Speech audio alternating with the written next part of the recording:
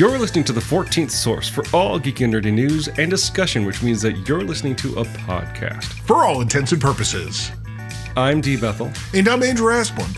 And we are your two overeducated codependent nerd hosts, bringing you the things that we like to talk about, but filtered through inquisitive and critical lenses in the episode for Friday, September 19th, 2025. I had to look up what the date was. I see what that was. No. I thought I might have accidentally said in critical lenses. I'm like, Yeah, it's September. This is actually an interesting time of year because you're now like week 3 or 4 of the semester. Mm-hmm. Exactly. I'm about to start the quarter next week. So this is where suddenly, like, you thought we skipped weeks before. Just wait, you know. Yeah. Next Monday and Tuesday, I get 116 papers coming in. So what I love is every time you say that, like, oh man, they submit all the papers. Part of me wants to be like, you could solve that problem. Not assigning papers, or use. I say that as someone who signs way too much stuff in my class. Well, see, I thought you were going to be what some administrators say is like, just have AI grade it. I'm like, no. You may as well just use the stare method. It's a stare method. Yeah, it's a well-known method for grading written works in law school primarily, where you stand at the top of your stairs and you just kind of throw the papers down the stairs, and they fall, and that's where and then you look from the side, and that's where you get your curve, right? And you just kind of say, okay, and now the hard part is farther down the stairs a better grade or a worse grade? Yeah. So that's up for you. Mix that up every time. That's your academic, independence right there. You decide. That wasn't covered in my pedagogical texts that I read while earning my degree, but okay, sure. Yeah, well-known method. It's crazy right now. Like last week, like the most unthinkable thing happened. There were no outtakes on our episode. Like there was nothing funny we said before and after recording or after the official show. So that's what I'm saying. Were you thinking I was referring to something else? We're just not funny anymore. It's really We're not. Although, but there's a whole lot to laugh at. Not really. But we are here because we are going to talk about stuff. We're going to talk about stuff. And actually, this is one of these episodes where, we don't plan shit, right? But one of us will be like, what if we talk about blah? And this is one where I said, I had something I wanted to talk about, and Dan, no response. Just a thumbs up. Yep. Thumbs up, like, yep, all right. That's where I'm at. And then when we sat down to record, you're like, all right, you're driving the bus. So, actually, what I want to, every podcast is the other sitting us down going, make me care. And I was actually like, what happened, what it kind of inspired me to want to talk about something is a month ago or 2 months ago, I talked about how I started watching Stargate Atlantis. Right. About DVDs. I bought Blu-rays. Blu-ray. Sorry. Apologies. And I finished it. It's 5 seasons, 100 episodes, actually. That's 20 episodes per season. So they got the syndication. That's good. I guess maybe it was. No, they're on Sci-Fi. Was it Sci-Fi? It was Sci-Fi, yeah. So I finished it, and of course it's a show that there's a lot of baggage. Like, I love the fact that, it went 3 seasons, and then stuff starts to get weird, and it's because Stargate SG-1, the parent show, essentially got canceled. So, like, suddenly in season 4, they're like, oh, we're going to put Amanda Tapping, who's from SG-1. And I guess the joke is they'd signed a contract with her or something. So, like, oh, we're going to put her in this show. And then they're like, oh, we don't know what we're doing. And then it gets canceled near the end of season 5. They're like, I guess wrap it up. I think it does end in a way that, like, if you told me this is the end of the show, which it is, it works. Like, they could have kept going, but it also, like, kind of works as an end of the show. But the reason I was actually thinking about it is, Stargate is a series, right? Started with a movie released when we were freshmen in high school. So, like, what, 94? 94, yeah. Like, November-ish. And then, of course, SG-1 started on Cinemax and then went to Sci-Fi. Sci-Fi went to town with it. I think there may have been an animated series that no one talks about somewhere in that line. Sure. Eventually, they did 3 shows: SG-1, Atlantis, and Stargate Universe. And I was thinking about this of like, if someone wanted to like bring the show back, like what would be the way to do it? And it was interesting because like we've seen a lot of shows come back, right? I talked about Quantum Leap. You know, we're both watching Star Trek. Mm-hmm. There's been other shows certainly that we've talked about.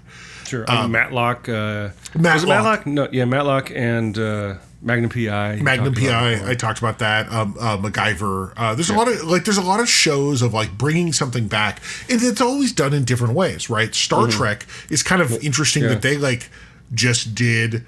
They didn't reboot it. They just kept going. X-Men 97 is another big one. X-Men 97. Actually, Doctor Who, right? Of course, yeah. But then like Matlock, Magnum PI, those are shows that like, you know, MacGyver, they did a new take on Mrs. Columbo. It's not a reboot. That's just Poker Face. But like they essentially said we're gonna take. Well, that was a Mrs. Columbo show, right? Oh, well, that was like in the 80s or something. Yeah, it was. That was Kate Mulgrew, right? Yeah.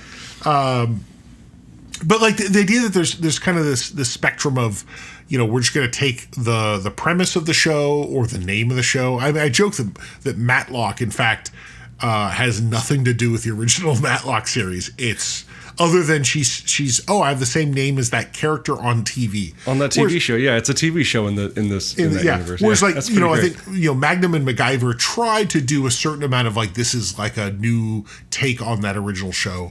Right. Whereas, you know, something like Doctor Who or Star Trek continued the same narrative. Quantum Leap as well, right? It's actually the same narrative. The same world that they built in the original show. And I was thinking about this, like, okay, so if someone, and I guess the rights to Stargate are a hot mess because they're like all over the place. Like the show was popular enough, but not popular enough, right? Mm-hmm. Like it made the gate of people still care about it, but not enough for someone to invest money in it. But I was thinking about this. What would be what would I want to see as someone who watched the show and rewatched Atlantis? What would be the thing to do? And I actually, this is one where I like in the grand scheme of things, I, first of all, absolutely do not want them to do a continuation of the story. Right. Because that's just been beat to death. Well, yeah, and I was thinking about that since you brought it up on the text that I just thumbed up earlier. I'm not a monster. But like, I think of the difference between that and something like Strange New Worlds, right? Where they're definitely trying to slot into the continuity, into the lore, right? Right. And I think the biggest difference is maybe between Star Trek and Stargate Atlantis, aside from maybe just general popularity, is just what do people like the most about the franchise? The deep lore established by the multiple series, or do they just like the premise of this thing called a Stargate, right? And maybe the basic. Well, I guess the movie, is the closest original, analog there. With producer Dean Devlin, who would later go do Leverage and Librarians. Right. And actually, I'm reminded of, and this could actually filter into the conversation of what you might want, and it's a show we've all forgotten about, but we really enjoyed it for as long as it was going. But Lethal Weapon. Oh yeah, which was we took the premise but did our own take. Yeah, they did keep character names, and the notion of hiring an actor who's crazy. Right, and someone who, if is not too old for this shit, is definitely getting close to being too old for this shit, for sure. Sorry. What was the joke that we are older than Danny Glover was in the original Lethal Weapon? He was like 41 or something like that in the first Lethal Weapon. I'm like, holy God. I wish I could retire at 43. That was 2 years ago, bro.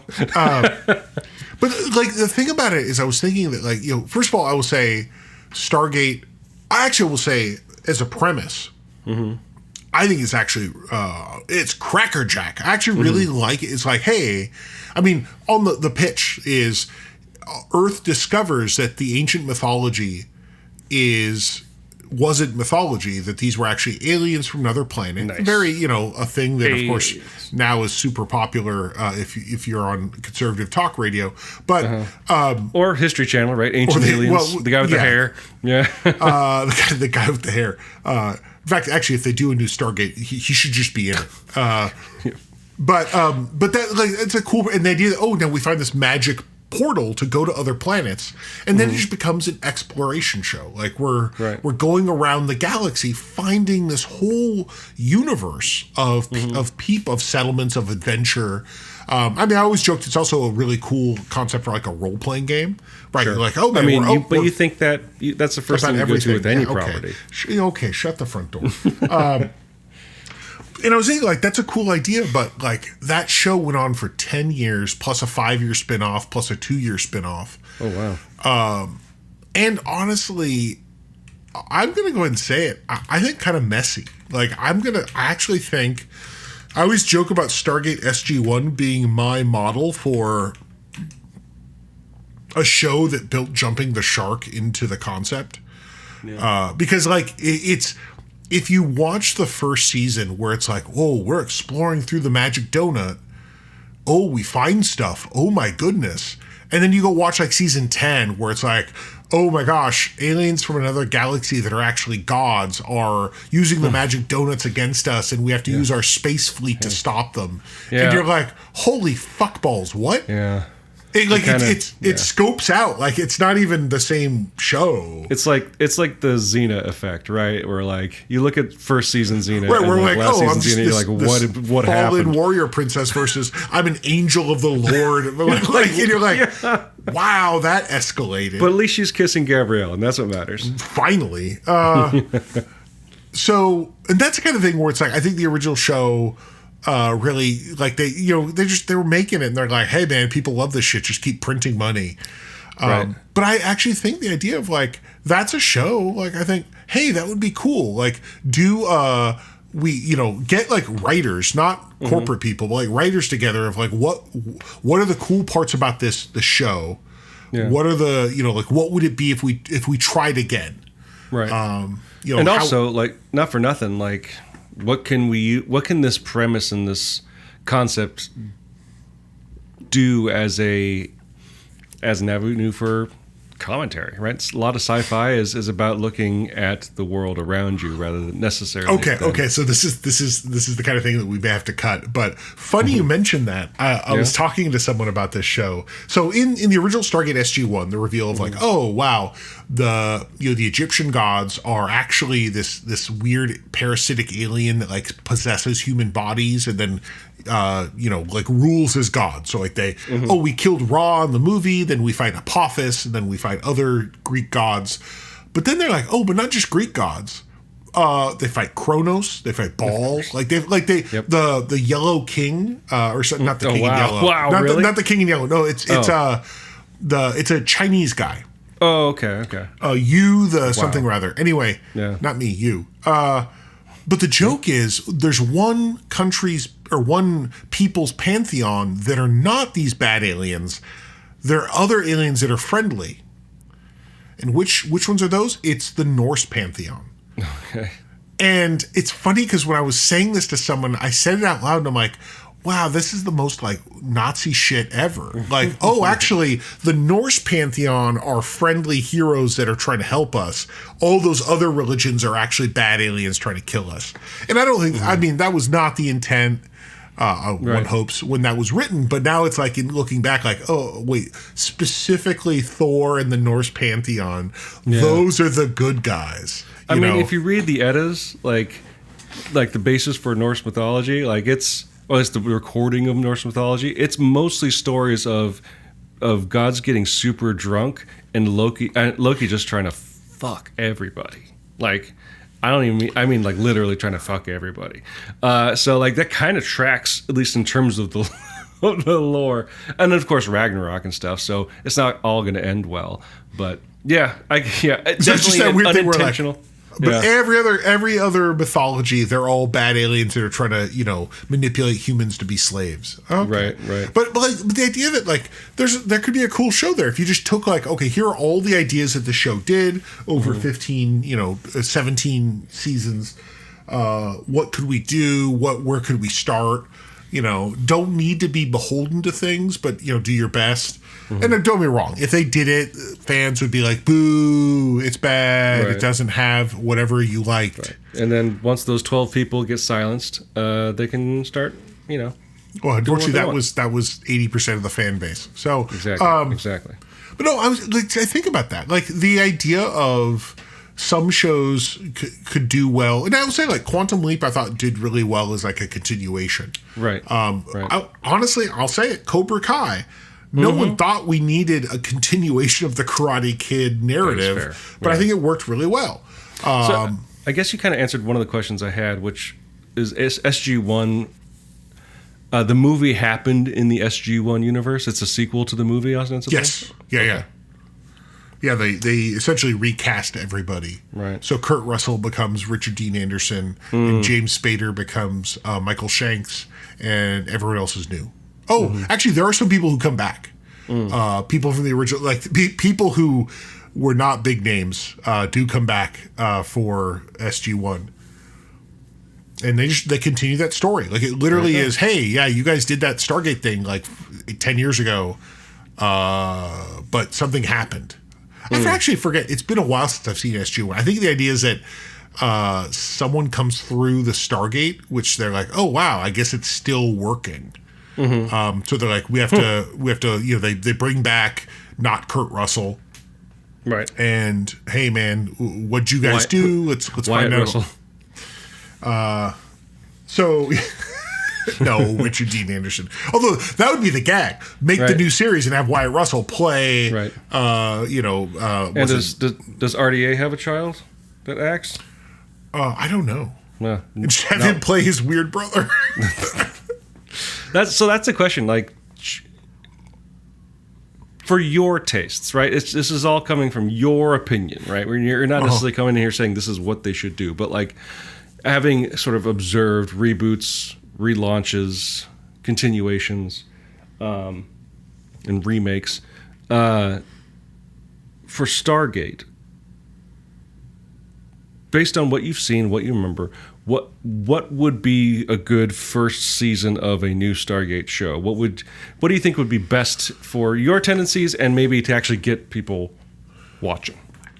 Well, I think the premise of the original movie plus the first season of the original show was fine. This idea of we discover this thing. Actually, what I would say, first of all, TV seasons are 10 episodes now, right? We don't have 20-something, right? Everything's shorter, or even 6, right?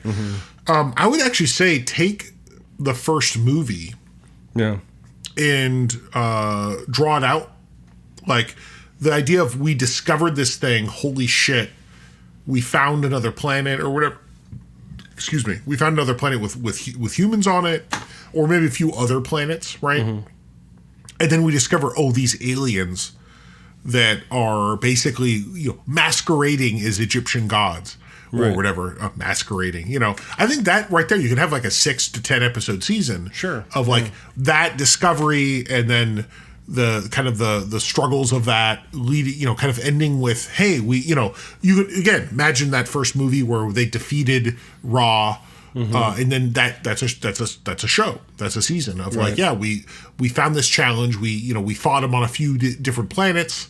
It ends with them defeating it and saying, hey, we did this.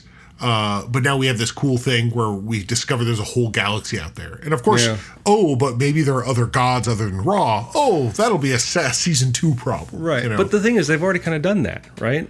They could use this as an opportunity to just explore the science fiction-y of it all instead of connecting. Obviously, this first season, because the Stargate is very connected with Egyptian.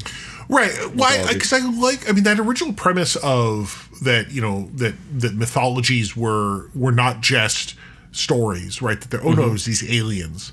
Right. I think that right there is a fine premise. Right. And then also just we have this way to explore other worlds. And you can imagine if it were a longer show, like longer seasons, you could have episodes that are not narrative heavy, where we went to a planet where, and the show does this, where we explore the kind of sci-fi concepts. Where dogs are the people and people are the dogs. Or whatever, right? And that I mean, it could be, something weird like, oh, here's a planet that's different. I mean, one of the things they could, really address are some of the problems that the original show and movie kind of. I mean, I was thinking about this, like when the show started, the movie, like, oh, we went to this planet, no one speaks English. Luckily, we have an Egyptologist who knows ancient Coptic or whatever, right? He can speak to these people-ish. And they did that for a while in the series, and then they like dumped it. They're like, no, that's too much. Like that the idea that everyone has to talk through, like to make up bullshit languages or whatever, like that. But and so like you could solve around that.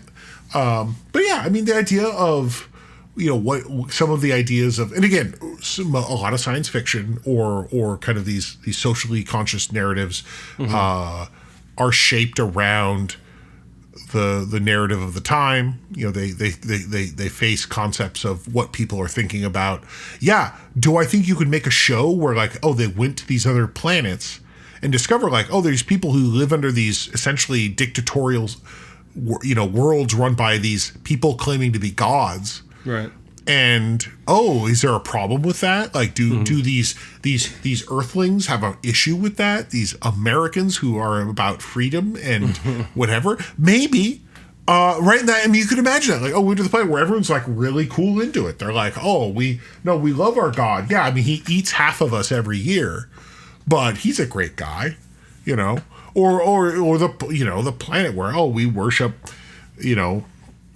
I don't know Egyptian gods for shit. It's whatever Greek god or whatever god that's really into just gold effigies of himself, and everyone's like, dude, you're not bothered by the fact that you keep having to just make statues of him. I mean, yeah, you could have commentaries. Look, I'm not a writer here. I just make shit up. So I think they could certainly do that.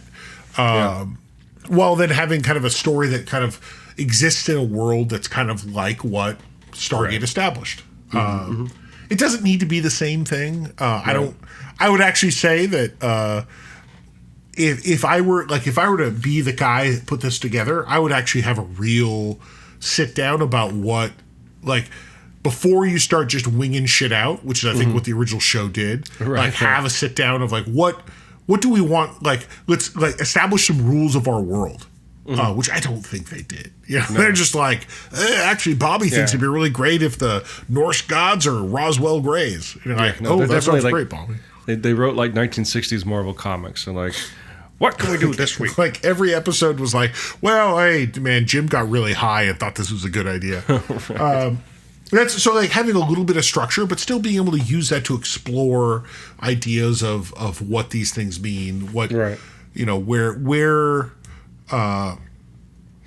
what is society and civilization, because like one of the things you can think about is like if you wanted this to be a really heavy sci-fi show, is like the idea like, well, these are people, essentially humans from Earth, right, that now suddenly have, like, they never advanced because they're being dominated by these aliens. So what is it like to, like, these societies that still function like what it was 2,000 years ago or 3,000 years ago or 4,000 years. Yeah. And I like that because, one of the things I love is those articles that say, actually, medieval farmers had a lot of free time, or whatever, like stuff like that, where like, yeah, I mean, it was just different. They weren't doing the hustle of their fucking 9 to 5.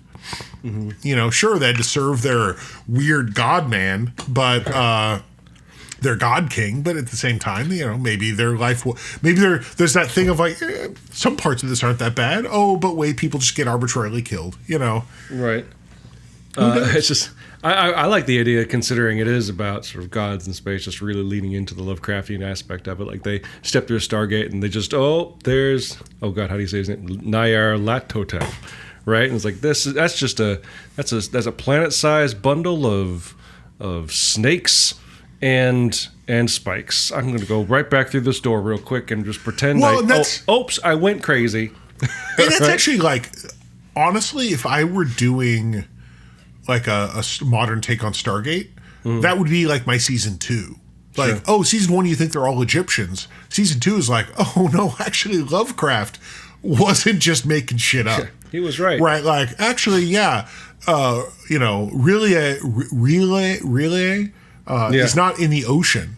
It's on another planet in an ocean, right? Like, it's coming out of a Stargate at the bottom of the ocean or something. Right, like that's like just to really mix it up, rather than just like taking every other culture's ancient beliefs. Like, no, there's like this stuff was a thing, but also because I have a weird Lovecraft bent, and other stuff they could do. Not the with racist part. Yeah, I'm not a big fan of that. In fact, I'm a negative fan of that. But also, like, I do think there are cool things they did. Like, I think, having watched Atlantis, I think that the premise of that show was actually a lot of fun. We find out that Atlantis is a place. It's just the reason we never found it is because it was a spaceship that, they just up and fucking blasted it to another galaxy, but we found it. Right. And now we are exploring this other place. Like, there are cool things like that can be fun. For sure. That's super cool. Like there's exploring religious mythology, but like there's also just plenty to mine of just mythology and folklore and stuff like that. And even things like cryptids and all that fun stuff, right? That they could really lean into and the show certainly did some of that, but it also like. After a while, you get high on your own supply. You're like, ooh, we've got, blurp blurp aliens that like to go blurp blurp. And you're like, okay, sure. Like, well, we got to start right in season 10, a season we never thought we'd get to, but here we go. No, but like, you're right. Like, that's kind of how, and then it just keeps going. But I do think there's fun to be had there in the story that isn't necessarily beholden to the and actually when I talk about that, like I will say Battlestar Galactica, right, the reboot is a good example of a show where they took the premise and some names right. Yeah, and then made a show that, while it did have its struggles, especially in season 3 and 4, I think there was a cool idea to take this kind of look, I've tried to watch the original Battlestar. I don't think it's very good. They should tie that to Stargate, because it was very Egypt forward, wasn't it? No, it's just weird. Oh, okay. It's kind of Greek, I think. Oh, okay. Well, yeah, Apollo, that makes sense, yeah. Yeah, it's more Greek. So but like the idea that there are things that can be kind of fun. I mean, to me, it's just the idea of like, oh, this is a different world of like these are humans, but they were extracted from Earth a long time ago. That's fun, Yeah, I don't know. And again, the reason I wanted to talk about it was because I like that idea of some shows can do a reboot, some shows can do a continuation. Make like a new show that seemed like it was completely unconnected and not even a reboot. Like, just decide to take the basic premise of what a Stargate is and do something new with it. They could always go the route that impressed me about the new Doctor Who, right, since 2005, which was technically they weren't making any real overt connections to the original show. If you didn't know about the original show, you could probably watch that the first season and be like, oh, this is a new thing. Because the only thing they really talk about is the fact that he's an alien that just got out of this war, and his species is weird because he gets out, he walks into Rose's house and he looks in the mirror and he's like, whoa, that's not what I expected, or whatever, right? But then, after God, how soon did they kind of start peppering that stuff in? Well, Dalek, I guess, kind of. It's really when they started mentioning previous doctors or showing previous doctors, right? Like that they really started. The next Doctor. Right. That's when they first actually show them. Right. So fairly late, honestly. But 4 years. Yeah. But it gave them the time to find out the way to connect it. And bring in those old fans. Well, in theory, presenting a wholly new version of the show to old fans, and hopefully making them fans of this new show, and then making them diehard fans by bringing the old stuff in. It'd take a lot of work, but And again, that's more predicated on a show that is really heavy on lore, where it seems like Stargate is not. Oh, I mean, the problem is Stargate has so much lore that it should be a mess. Like, I guess continuity is what I meant. Yeah, continuity. Like, there's so much you'd have to, like, do you just ignore all that? Like, and that's the reason why, actually, I think the reason why I would recommend Stargate as a show that needs to just be rebooted is to purge a lot of the, like, the stuff that was messy, the things that, like, didn't make sense, the stuff that, like, when you rewatch, you're like, wow, you guys were just swinging, you know? Yeah. And just grab the stuff that, like, that worked. Oh, right. That was a cool idea. What about a show where it's just like two nerds, not unlike us, maybe two podcasting nerds, happen upon a Stargate, and they're like, whoa, this is just like the thing in that Stargate show. Boom. Nailed it. And there's no other connection. Nope. It's like just Stargate, SG-1, and Atlantis exist, but only as a TV show. There we go. Ah, yes, the Matlock of Stargates. Hey, if it works for Matlock, good enough for Matlock. The Matlock of Stargates. Well, that's... Yeah, don't call the episode that. But either way, I think the reason I suspect there's a lot of different things where we could talk about them. Yeah. And say, oh, that could be cool as doing a continuation. That could be cool doing a reboot. That could be cool doing a whatever. And honestly, people will disagree, right? Mm-hmm. Some people say, no, never reboot this. It must always be the original. Right.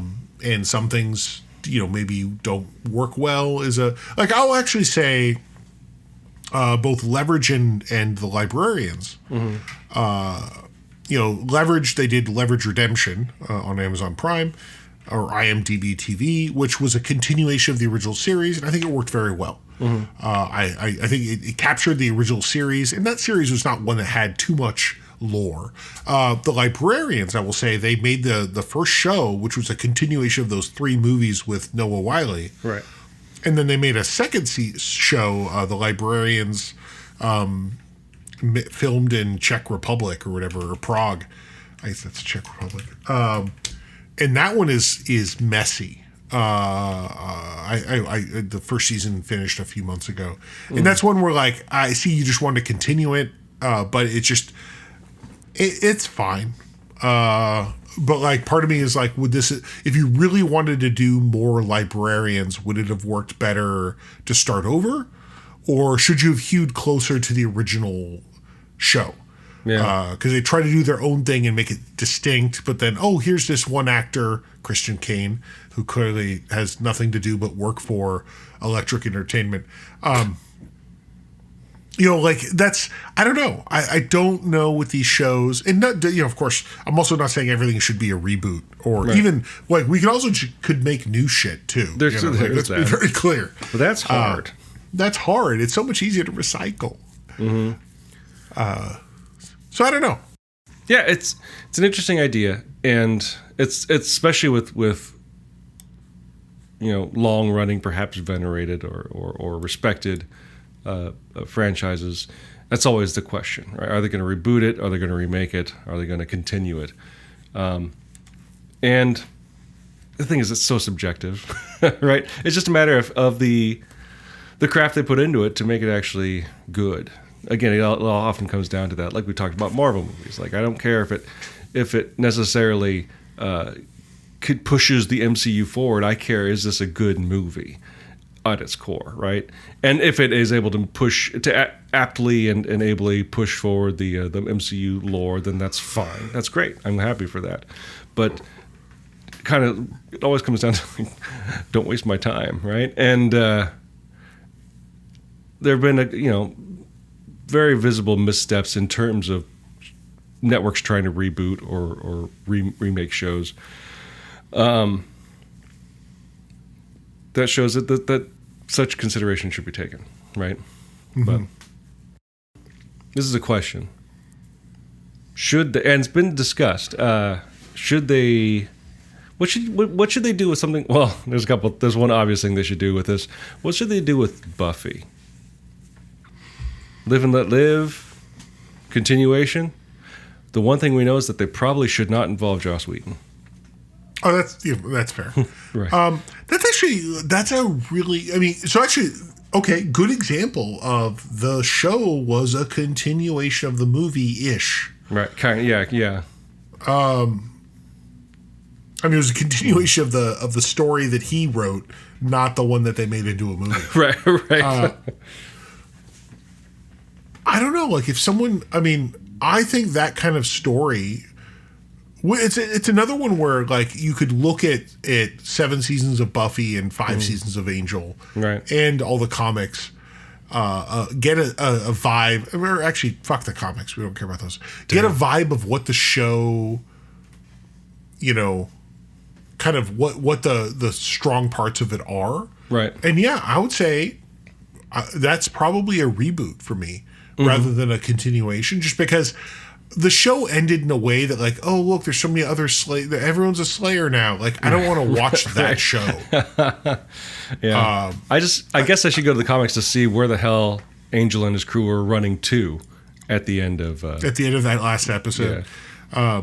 So I think for me that's one where I would say that a reboot, you know, like start over and think about what the show could be. And again, the problem when you do that is, you know, people aren't going to like it. It's not going to be what they wanted. Sure. But you know, but it could be really good. And yeah, I don't ever want to talk about like a reboot ever being like this replaces the original. Right. Sure. Right. Some people may like it or prefer it to the original, and some people won't. Yeah, it does not erase or ruin your childhood. Like that's the ridiculous. I'm thinking of the Transformers discussions where Michael Bay ruined my childhood. I'm like, if one movie ruined your childhood, Bay ruined my 20s. that is true.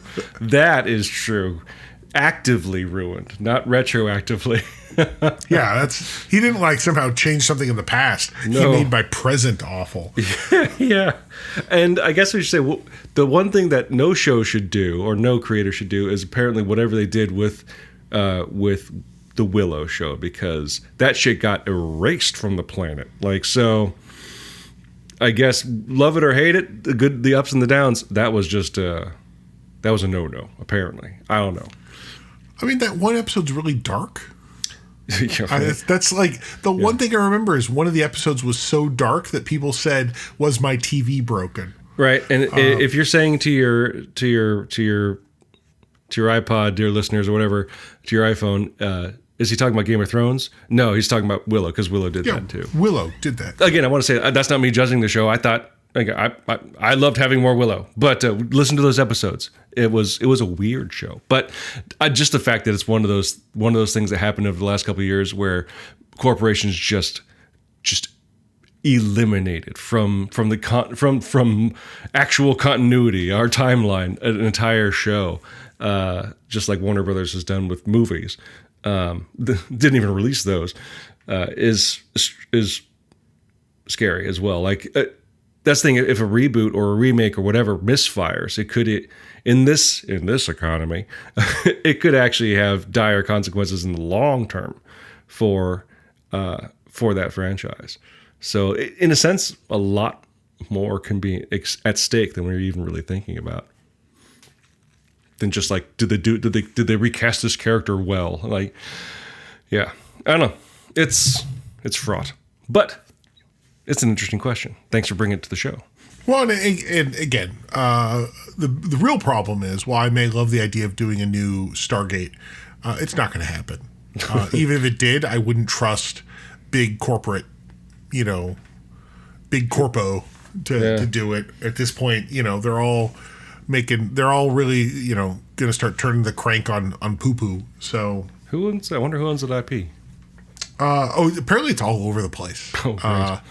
Or something. There's just like every time I look, that's why like all the DVD or the Blu-ray releases are all a mess. Yeah. Like when I said I bought mine, I bought a 10-year-old Blu-ray because the current one is now being done by some other company because it's under license from whatever. Right. It's a mess. It's messy. Yeah. But anyway, there you go. Andrew finished watching Stargate. Should we reboot this show or just continue? Next week. We'll find two 30-somethings who have the endurance to keep doing this and just say, hey, you're Dan and you're Andrew. Go. Yeah. Have fun, Taylor and Kyron. Yeah. It's a podcast for all intents and purposes with Dan Kyron and Andrew Taylor. Boom! So, if you, dear listeners, have any thoughts about the topics we discussed this week, feel free to leave your thoughts as comments on the page for this episode at forallintents.net. You can also post your comments or engage in conversations with other listeners on our Facebook page, I guess. You can find us on other social media, specifically the places that Andrew and I frequent, which means you can find me on Instagram and Blue Sky at dbethelcomics. You can find Andrew on Mastodon and at the mirror site, I forgot what they call it, bridged site on Blue Sky at profounddark@dice.camp. While you're at our website at forallintents.net, you can also take a look at our YouTube page, which you can find by clicking on the link in the corner that says YouTube. There you'll find our show simulcast in YouTube. If you do listen to the show there, do please like and subscribe and ring that bell. We use 2 tracks of music for our show. One is called Disco Medusi, the other is called District 4. They're both written and performed by Kevin MacLeod of the Clan MacLeod, immortal swordsman, graph paper enthusiast, and musician extraordinaire. You can find his music and more at incompetech.filmmusic.io, and that's all licensed under the Creative Commons 4.0 attribution license. If you like the show and like to help us out, the best way to do so would be to subscribe to the show using whichever podcasting service you happen to use. What would help us out even more, though, would be to leave some sort of review, whether a text review or using their proprietary metric, will spread the word to new potential listeners through the magic of algorithms.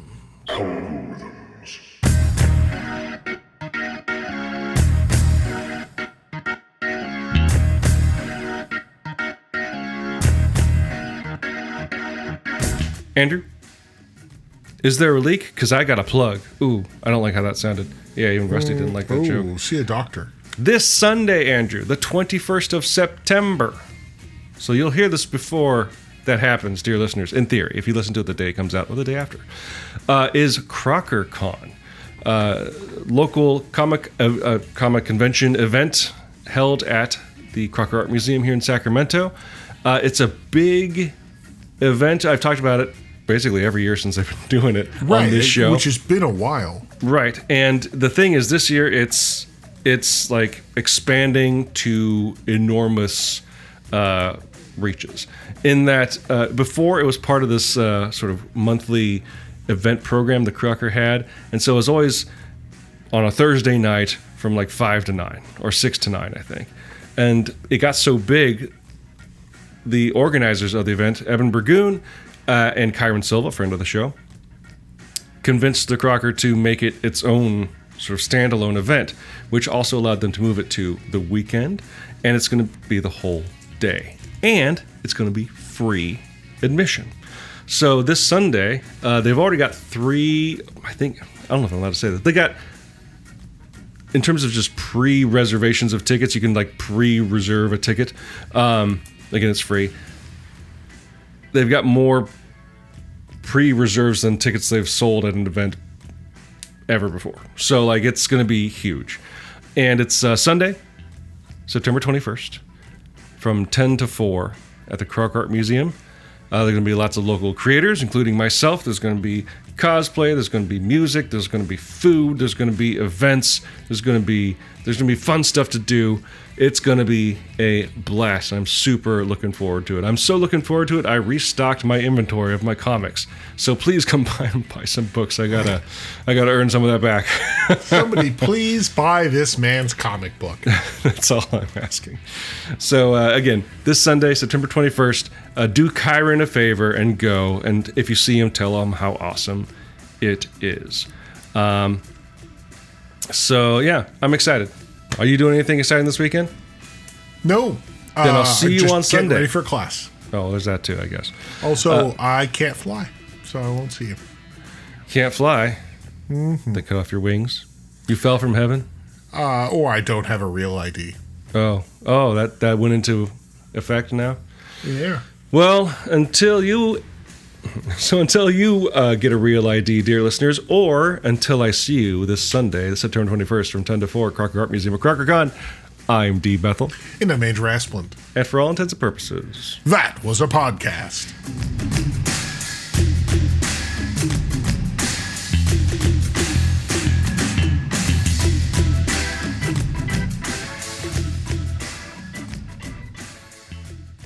That was this Sunday, September 24th, 24 free. Sorry. Yeah. Ooh. Some shows can do stuff. Glenn, please go ahead. Guess what I did? What? Stretches! Oh, I thought you'd say make a poop. Oh. No, I did stretches. What's good? It's not going to be okay, is it? No, it's not. Is that the off? Oh, that's the super off. Fuck, there's no rules anymore. Fans off, fans on. We don't know. We'll see if that's enough. Oh, God. For all intents and And certainties. for all, we're done. Show over. I just saw a social media post. They were wrong. It looks like democracy dies in daylight.